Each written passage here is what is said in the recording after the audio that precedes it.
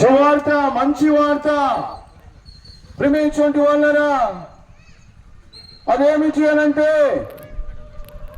మరి పరిశుద్ధమైనటువంటి బైబిల్ గ్రంథము ఈ విధంగా సెలవిస్తూ వచ్చినది. ఏ భేదమును లేదు, అందరూ పాపము చేసి దేవుడు అనుగ్రహించు మహిమను పొందలేకపోతున్నారు.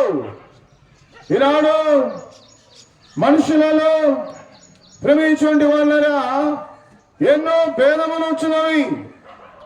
మరి కుల భేదం ఉంచున్నది, మత భేదం ఉంచున్నది, ప్రాంతీయ భేదం ఉంచున్నది, మరి నావాడు మావాడు అనేటువంటి భేదాలు ఉంచున్నాయి. అయితే ప్రేమించుండి వాళ్ళరా కానీ పాపము చేసే విషయంలో భేదము లేదు అని పరిశుద్ధమైనటువంటి బైబిల్ గ్రంథం సెలవిస్తూ ఉంటున్నారు. కాబట్టి ఏ భేదము లేకుండా అందరూ పాపము చేసిన వారుగా ఉంటున్నారు.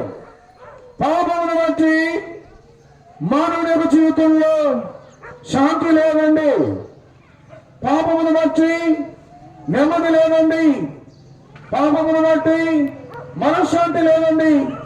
ప్రేమించండి వాళ్ళరా మనుషునికి అన్ని ఉన్నప్పటికీ కూడా మనశ్శాంతి లేని వాడిగా ఉంచున్నాడు, నెమ్మది లేని వాడిగా ఉంచున్నాడు, సంతోషం లేని వాడిగా ఉంచున్నాడు.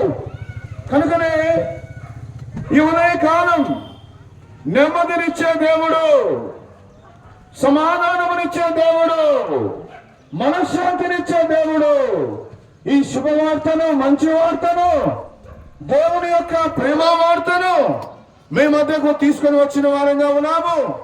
ప్రియులారా మనందరి కూడా మరి మనశ్శాంతి ఇవ్వడానికి ప్రభువైన యేసుక్రీస్తు వారు 2025 సంవత్సరాల క్రితం ఆయన ఈ లోకములో జన్మించారు.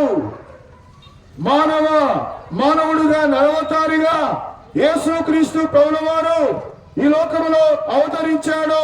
ప్రేమించుండి వాళ్ళరా నేనా పాపము యొక్క శిక్షంతటిని